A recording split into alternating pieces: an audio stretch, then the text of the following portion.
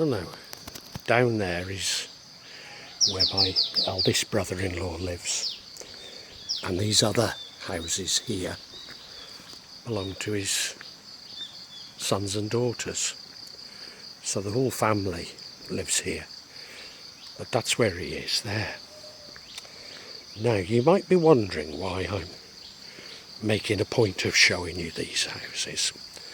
Well, it is because you might have heard me talk about how myself and my wife have suffered from the effects of black magic, and we've always suspected that he's somewhat behind it. He's what's known as a Dukun, which is a black magician, but I think we finally got confirmation that it is him now.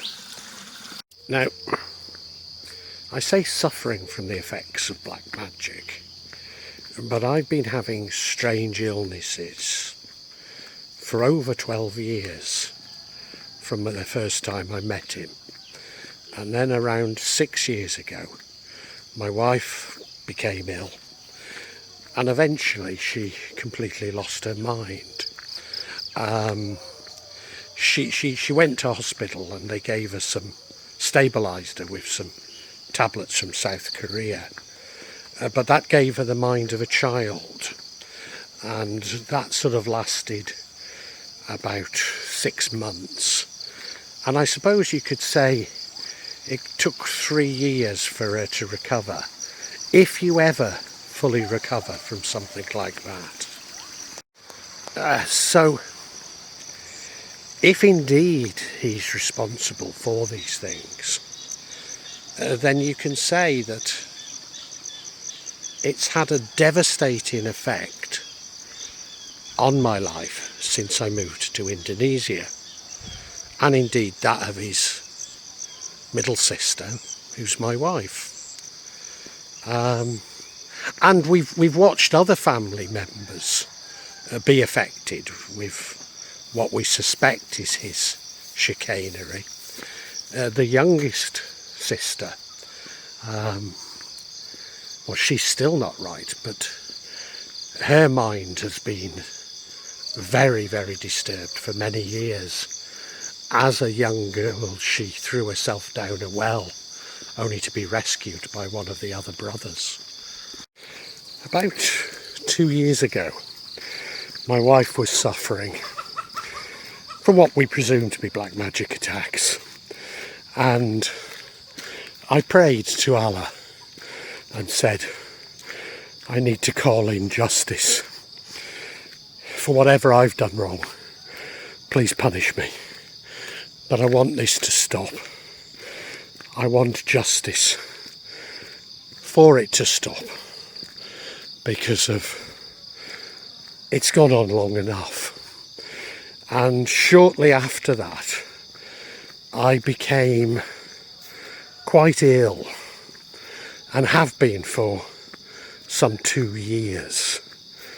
I was going to say getting progressively worse. It comes and goes a bit, to be honest.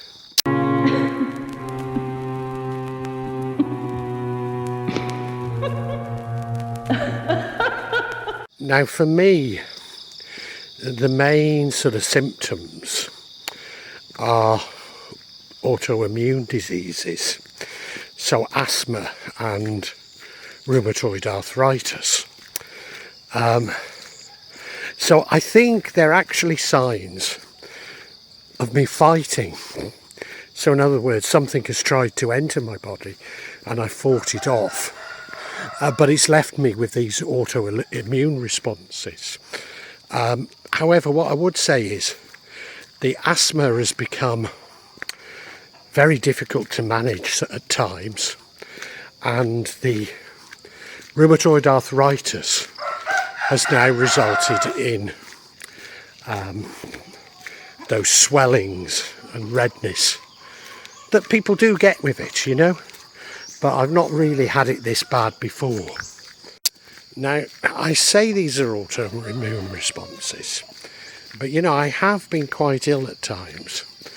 A number of years ago, every year for about 3 months, I used to get bad rheumatism in my right side thigh, and that would accumulate for about 3 days, me being completely unable to, well, I say walk. I couldn't really lie for long either. I mean, I certainly wouldn't have been able to drive or get on a plane or get on a bus or take a train, because I couldn't sit. All I could do was, if I wasn't too tired, was to walk around to try and, well, it wouldn't relieve it, but it would stop me, well, it would stop something. And then, maybe it only happened once. I was in Vietnam at the time, but I had what seemed like meningitis. I had a terrible neck pains. It got progressively worse. And it was clearly affecting my brain, putting pressure on the brain, because I was hallucinating. I was in that similar sort of pain that I've described that I got in my leg. But this time it was particularly my neck, but all over my body. So I couldn't sleep for more than about 30 minutes at a time. And I actually found it easier to sleep in a chair than on the bed. So it was particularly bad, but it went of its own accord.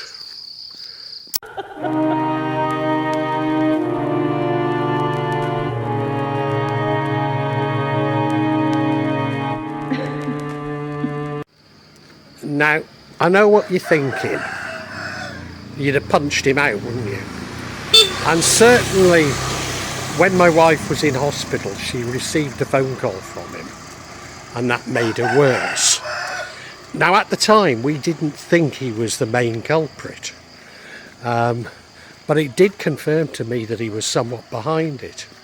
So when we got out of hospital, I had resolved to punch him, and maybe I should have. But the truth is, getting angry and engaging in acts like that only make the effects of the magic worse. So whilst it's your immediate reaction, it's actually probably the worst possible reaction. And your other reaction is probably, well, I'd use magic against him. And of course, until my wife lost her mind, that's exactly what we did. And we travelled the whole length of Java looking for solutions, paying Dukuns for his solutions. My money being completely, what little I had was being completely wasted on travel and Dukuns. And we later found out that some of them were only adding to her misery. In fact, some were very malicious indeed. So, turning to black magic yourself only results in a sort of black magic arms race. And if you do turn to that, you have to know that you're going to be stronger. So you're asking, well, what can I do? Well, the solution is the same solution to many things. You need love, you need compassion, and indeed forgiveness. You need to fill your heart full of love. Now, for some that might include religious devotion, and I think it is an easy way of reaching that sort of position. But it's certainly, I don't want to suggest, the only way. There are many ways of doing this, but it is all about love, filling your heart full of love. And yes, understanding and forgiving the perpetrator. By now you're probably shouting at me, why do I have to forgive them? Well, what you begin to understand is that the world isn't as we think it is. And whilst, yes, there is plenty of evidence that my brother is behind my problems, or our problems, I also swing to thinking this isn't really black magic, but a projection of my own shadow or dark side. So what I'm seeing here is my deepest fears, in a Jungian sense. So one has to explore one's shadow and fears in order to overcome it. That's right, what I'm saying is that if you feel you're a victim of magic, then you're projecting that onto yourself.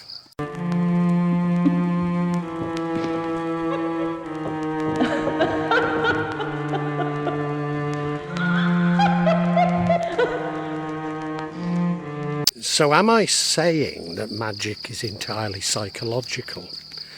Well, often that is what I believe. I have to say, my beliefs swing from it being an external thing and, you know, something real that the brother has done, and an internal thing that it's all constructed by my mind. Now, I'm not saying that lightly, because we really have suffered. You know, my wife completely lost her mind.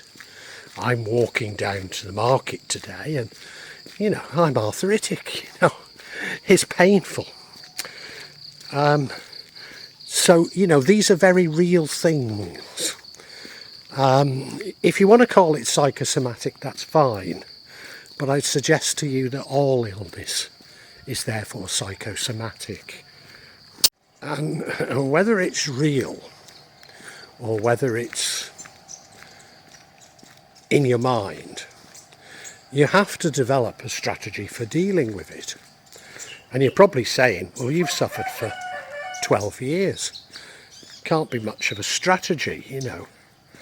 And it's because it's a battle of the wills.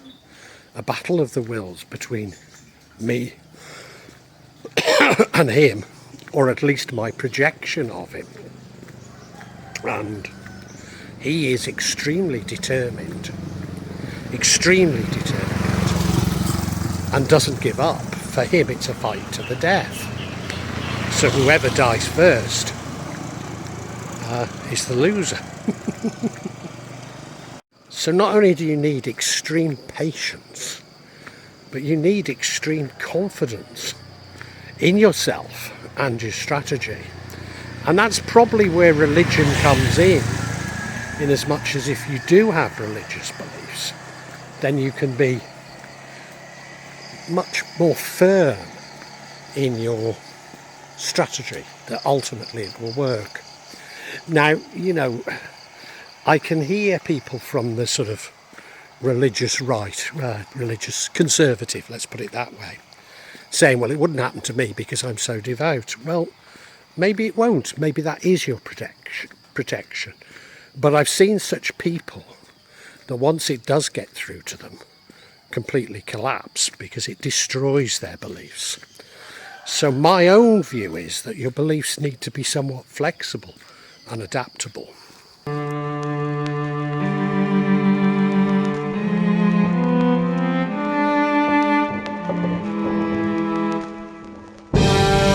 So what has happened recently that has made me believe he is behind it? Whether that is actually he is behind it, or it's my projection of him that is behind it.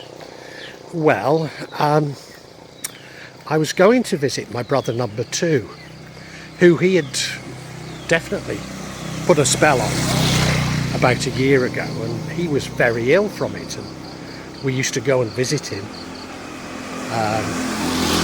And so we decided we'd visit him the other day. And on the way to his house, I had a very bad asthma attack. I couldn't stop coughing the entire way to the house. Well, we dropped my wife off and I returned for my inhaler. And on the way back, I didn't cough at all. So there was something about that house that disturbed me. My wife had a dream about his family, and his wife and the children have been coming en masse to visit her, and often we find that they do that when they're up to no good. So my wife does tend to get warned in dreams what's happening, I might also add that his son engages in sort of criminal acts against us. I suppose the most distressing was when he bored holes in our screens and put baby rats into our house, which took some time to get rid of. But you know, stealing of tools, minor wreckage of things, you know, just bad neighbourliness in general. Shortly after my wife's premonition, or dream, she felt like a punch or a stab in her shoulder, and she was sitting in the room closest to his house, and she knew immediately it was him. She knew exactly where it was coming from. Now, it's not the first time she's experienced it, and she puts on a poultice on her arm or the affected area, and I'm pleased to say that today it's gone, but you know, she had 2 days of it not being very pleasant, and you know, that's fairly typical. So I'm pretty certain that we can say he's behind it, but I think what we're saying is that the majority of our problems for these 12 years have come from him. His youngest grandchild has been one of the ones that has been coming to visit us. You know, I say the entire family comes round. And the youngest grandchild, I don't know if you're English and my age, you might remember the flower pot men. They sort of talk stupid, flobba-dobba-dobba-dobba-dobba-dob. And I was doing that to the young child, and it greatly amused it. You know, in fact, it didn't want me to go. And a few days after I'd started doing this, he stood on our carport while I was working in the front garden and started making funny noises with the child, obviously to attract my attention. But obviously he was completely jealous of me, you know, and the penny dropped, he's a child. Now, there's a little boy in the house behind us, and essentially his grandmother brings him up. His mum and dad have abandoned him. So he's really craving love. But I'd say he's probably got learning difficulties as well. But he's naughty. He does things to attract attention. And probably to attract love, but you know, it's not going to work, is it? And you know, I'm certain my brother's identical to that.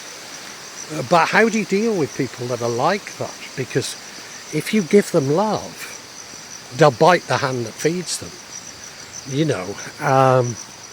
And my wife has tried to be loving to him, and that's exactly what he does.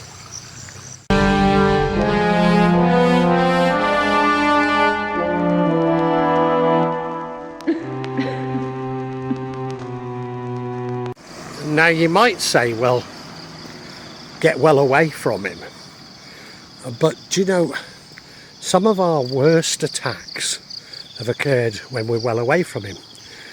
One attack happened in Manchester, and most Javanese believe that such attacks can't go across the water. They certainly did.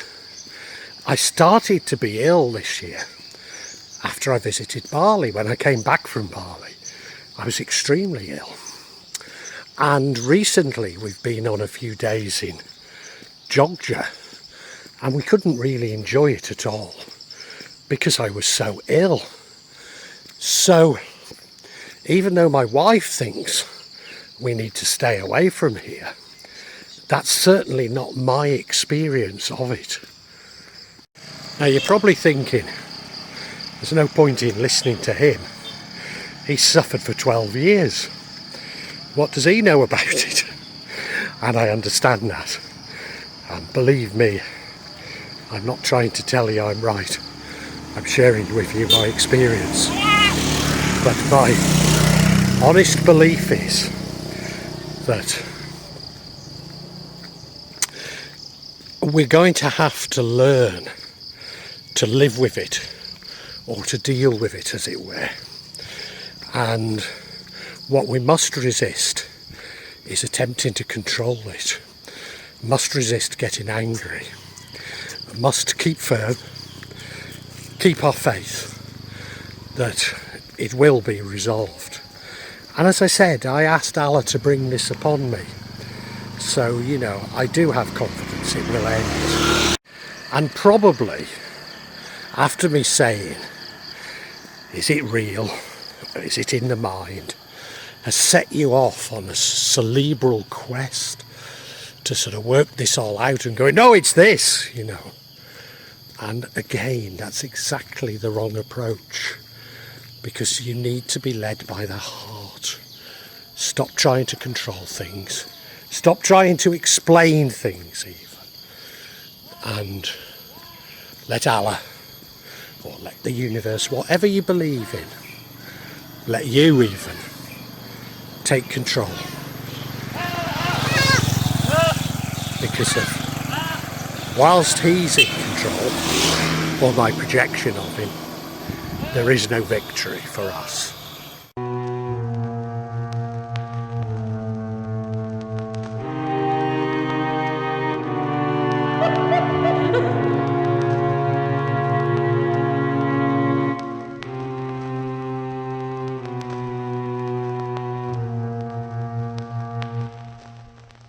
And I might add, stop feeling like the victim. Don't try and explain it. You know, even though I said he's a child and needs love, don't try and explain it.